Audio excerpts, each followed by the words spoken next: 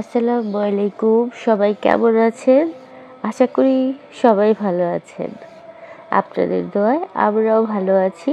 তবে ভীষণ সর্দি লেগেছে আর ২টা নাকই বন্ধ হয়ে আছে। হয়তোবা কথা শুনে কিছুটা বোঝা যাচ্ছে গলার সাউন্ডটা একটু চেঞ্জ আসছে এজন্য। তো আজকে আমি রান্না করব চাউমিন। তো আসলে কি সবসময় দেখা যায় ভাত খেতে ভালো লাগে না, মাঝে মাঝে একটু অন্যরকম খাবার খেতে ইচ্ছে হয়। আর সর্দি যখন লাগে তখন আসলেই মানে খাবারগুলোর টেস্ট চেঞ্জ মনে হয়। তো এই জন্য আজকে একটু চাউমিন রান্না করে নিলাম। তো এখানে আমি চিংড়ি মাছটা কেটে নিচ্ছি। অল্প মাঝারি সাইজের চিংড়ি মাছ এটাকে কেটে 3 টুকরো বা 4 টুকরো করে নিচ্ছি। আর চিংড়ি মাছটা দিলে কিন্তু ফ্লেভারটা অনেক ভালো আসে। চিংড়ি মাছের ফ্লেভার আমার ভীষণ ভালো লাগে। এই কারণে এটা আমি ফ্রাইড রাইস অথবা চাউমিন অথবা নর্মাল নুডলস রান্নার সময়ও দিয়ে থাকি। আর এখানে হচ্ছে মুরগির মাংস। মুরগির মাংসটাকে একটু লম্বা লম্বা পিস করে আমি কেটে নিচ্ছি। তো বেশি মোটা সাইজের করব না, হ্যাঁ, যেন খেতে একটু ভালো লাগে ওইভাবে করেই কেটে দিব। তো আপনারাও আপনাদের পছন্দের যেটা পছন্দ ওইভাবে আপনারা পিস করে নিতে পারেন।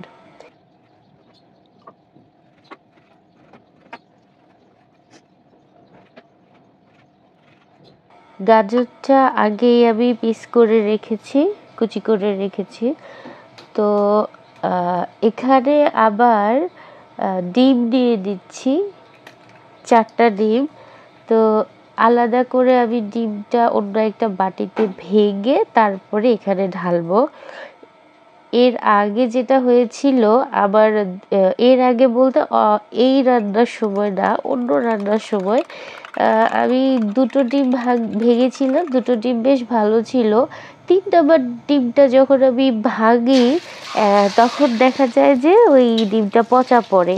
তো আবার আগে 2টা ডিমের সাথে এটা মিক্সড হয়ে গিয়ে আবার 3টা ডিমই নষ্ট হয়ে যায়। এজন্য আমি আপনাদেরকেও সাজেস্ট করব, আপনারা ডিমটা যখন 1-এর বেশি নিবেন তখন অন্য একটা বাটিতে ভেঙে দেখে তারপর এটার সাথে মিক্সড করবেন।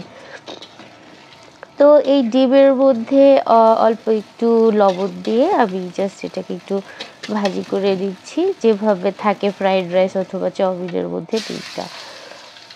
আর এখন আলাদাভাবে তেল দিয়ে সেটাতে চিংড়ি মাছ আর মুরগির মাংসটা দিয়ে দিচ্ছি। আর এখানে একটু সয়া সস দিয়ে দিলাম। অনেক সময় আবার এভাবেও করি যে আচ্ছা আদা বাটাও একটু দিয়ে দিচ্ছি, একসাথেই এখানে দিয়ে দিচ্ছি। তো যেটা বলছিলাম, অনেক সময় আলাদা করে এগুলো মেখে আপনারা ভাজি করে নিয়ে পরে এখানে অ্যাড করতে পারবেন। আমি একসাথেই করে দিচ্ছি। তো গাজরটা দিয়ে দিলাম, যেহেতু গাজরটা একটু সিদ্ধ হওয়ার ব্যাপার আছে তাই গাজরটা দিয়ে দিচ্ছি আগে। আর পেঁয়াজটা একটু লাস্টে দিচ্ছি, একদম শেষেও আমি আবার আর একটু পেঁয়াজ দিব। পেঁয়াজটা শেষে দেওয়ার কারণটা হচ্ছে পেঁয়াজটা যদি প্রথমে দিই তাহলে এটা নরম হয়ে যায়। আমি একটু আড়া ভাজা করব পেঁয়াজটা, যার কারণে একদম লাস্টে দিচ্ছি। কাঁচামরিচটা আপনাদের পছন্দ মতো দিয়ে দিবেন। আমি ঝালটা একটু কম খাই, যার কারণে অল্প দিয়েছি। আর এখানে দেখেন অল্প অল্প করে চাউমিনটা দিচ্ছি, যেন চাউমিনের প্রত্যেকটা পাশে সবজি এবং লবণ ঠিকভাবে লাগে। এখানে আমি সবজির পরিমাণটা একটু কম দিয়েছি, যেহেতু এখন শীতকাল। এখন চাইলে সাথে পেঁয়াজ পাতা, ফুলকপি, তারপরে টমেটো এগুলো কিন্তু দেওয়া যাবে, হ্যাঁ, বাঁধাকপি তো আছেই, দেওয়া যায়। তো আমি এত কিছু দিই নাই, আমি শুধু গাজর দিয়েছি আর মুরগির মাংস আর সেটা হচ্ছে চিংড়ি মাছটা দিয়েছি। তো হালকা একটু গোলমরিচের গুঁড়া দিয়ে দিলাম। গোলমরিচের গুঁড়াটা আর লবণটা আমি কিছুক্ষণ পর পর এটা টেস্ট করে করে দিয়ে দেব, হ্যাঁ। গোলমরিচের গুঁড়াটা আমি ভীষণ পছন্দ করি, আমি যে কোনো রান্নাতেই আমি গোলমরিচের গুঁড়াটা ইউজ করি। তো একটু পর পর নেড়ে নেড়ে আমি এরকম লবণ আর গোলমরিচের গুঁড়া দিয়ে দিচ্ছি যেন প্রতিটা পাশেই সুন্দরভাবে লাগে। আর আরেকটা জিনিস আপনারা খেয়াল করেছেন কিনা, আমি তেলটা একটু কম দিয়েছি, নর্মালি যতটুকু দেওয়া দরকার তার থেকে অনেকটাই কম দিয়েছি। এখানে এখন সস দিয়ে দিয়েছি, এটা হচ্ছে চিলি সস। চিলি সসটা একটু ঝাল ঝাল একটা ভাব আনে, চিলি সসটা দিয়েছি। এক্সট্রা আবার একটু কাঁচামরিচ দিয়েছি, আর একটু লাস্টের দিকে এগুলো দিলে কি হয়, একটু কাঁচা কাঁচা থাকে, তখন খেতে ভালো লাগে।